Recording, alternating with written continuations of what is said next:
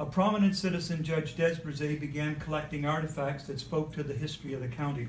His collection was purchased by this town in 1901 and has been a major part of the ongoing collection of artifacts and interpreting and displaying them. As Canada approached our centennial in 1967, the town saw the need to establish a better prepared site to house the collection and make research available to everyone. This year we will celebrate 150 years of being a country, and the focus is on the past and the future. DesBrisay Museum plays a significant role in both directions. At an inaugural meeting of the newly appointed museum board on February 18, 1966, it was resolved that the museum theme should be, and I quote, interpreting and communicating to the general public the history of our country, especially Lunenburg County, our cultural growth and our achievements in the field of the arts and crafts. To this end, through the assistance and guidance of the Nova Scotia Museum, the museum collection was arranged to tell the story of Lunenburg County and its people. The museum has the distinction of having the oldest municipally owned collection in the province of Nova Scotia. This year, your museum was rated provincially as the #1 community museum, and that it was ahead of 66 other museums in this province that were part of the rating. I believe, and so do many others, that the rating is something to be celebrated. It was accomplished because of the year-long efforts of staff and the support of volunteers carrying out work that the town did not pay for. There will be a financial impact in the loss of revenue from CMAP. That is the Community Museum Assistance Program. This is available online. It details what you need to have to qualify under CMAP. And it pays up to a maximum of 50% of your full operating. And if we look toward the future, I would anticipate, because some of these items cannot be met, that we will see a reduction in CMAP funding. Right now, this year, we're looking at approximately $52,000 in CMAP funding to the town. Loss of revenue from rentals, gift shop sales, book sales, photo sales, etc. A significant loser in this would be the schools, who rely upon the museum as a resource that they can access at any time during the school year, and especially during a time like now, which is the annual Heritage Fair. Time does not permit me to go into extensive detail on information you already have. You have our museum annual report that was circulated.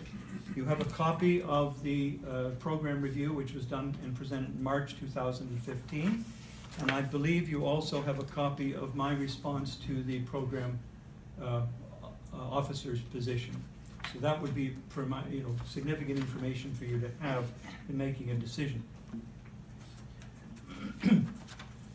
What is the impact of moving from a community museum to a seasonal one?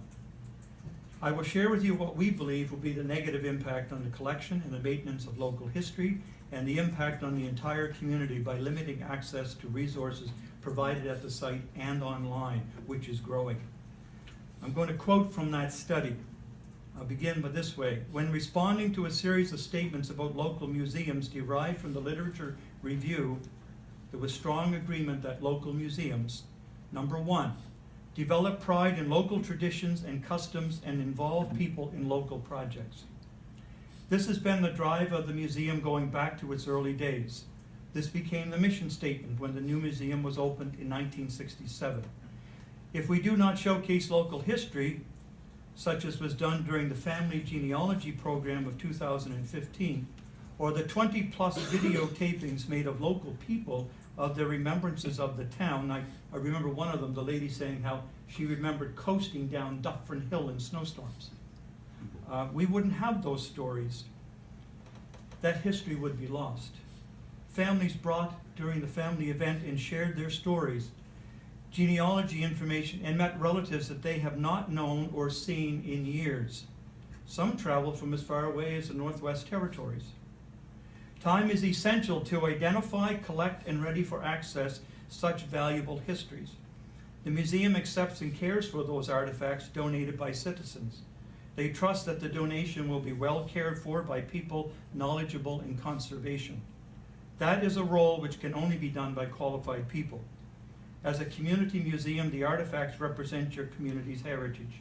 To protect their value, staff must maintain a well-organized, managed, and documented collection.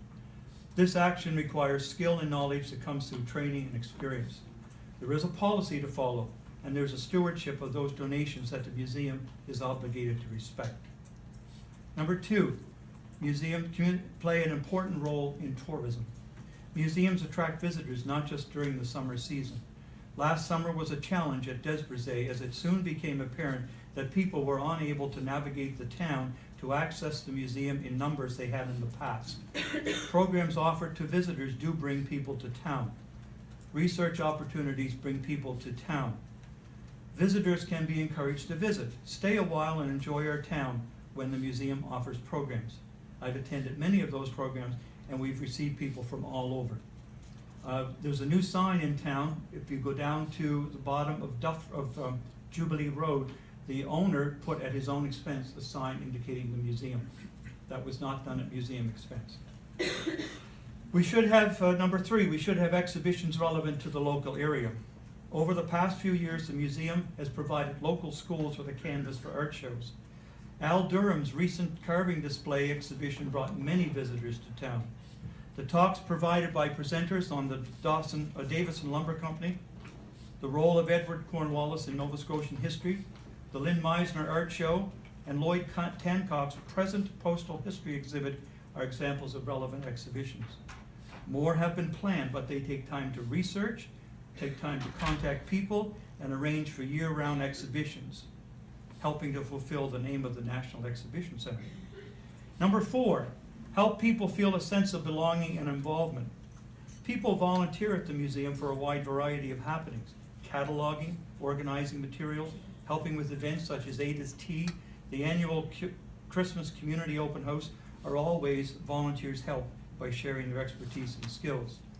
The museum provides a way for many newcomers to take part in a positive way in their town.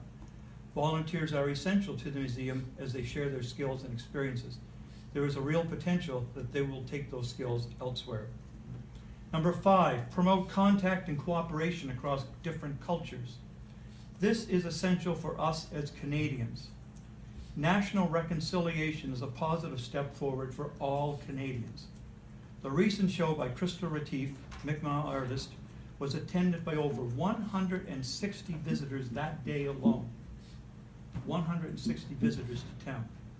The positive response to her work was overwhelming, and this could not or would not occur under a seasonal operation. It takes planning, organization, and long-range planning to make events like this happen, and being open to the public during the year. The area is made up from people all over the world. Making them feel part of the community is essential.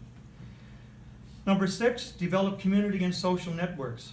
The town's Heritage Advisory Committee relies upon the resources and research of the museum staff to reach its committee objectives. The annual Built Heritage Award relies upon staff for the research and preparation needed to award this distinction to a property. This is also done in cooperation with the Commission. Open houses, exhibits, educational events, school trips, and programs, heritage fair support, all are integral to achieving this outcome. The current project between the museum and the Nova Scotia Community College Heritage Carpentry course could not happen during a seasonal opening schedule. The students would not be in residence and the town would lose a valuable resource. Number 7, develop contact across different age groups. What can be more positive when a program is organized for a local school? The students arrive at the museum and experience a day of activities, helping them to understand the history of their town, and workshops offered by persons interacting with one another. We may look at other museums and how they operate and are funded as an example of what others do. I think you know me well enough to know that I prefer a Made in Bridgewater model that respects the history and continues to foster its role in our community. Some museums are owned and operated by not-for-profit groups, such as the one in Kings County. Truro Museum operates differently as well. It gets funding from both the town and the county. So does Fort Point, Queens County Museum, Birchtown's Black Heritage Museum. They all have different governance models and different ways of being funded. DesBrisay is a community museum with the collection owned by the town. We bought it. The building is owned by the town. It was a 1967 centennial project. Museum staff are town employees. It has been a community museum for over 100 years, one that the town has had pride in. Your commission hopes that we can continue to function as a fully operational, year-round museum and as an integral part of the town. In conclusion, there would be serious negative impacts on the museum as we see it. You know the old saying that once people stop shopping at a store, it's difficult to get them to come back. Our citizens, our schools, staff, community, and provincial status, loss of rental space, loss of opportunity to access local history through research, genealogical research, built heritage, loss of programs, a winter art gallery. It's really the only art gallery operating in Bridgewater, if you take out the one at the hospital, which most people don't realize is a art gallery, so it does. Speakers, a resource to the Heritage Advisory Committee, funding applications for grants and summer students, support for town initiatives such as the display panels downtown, and those soon to be in the Woodland Gardens, we hope, are a few of those things we believe will be reduced or lost.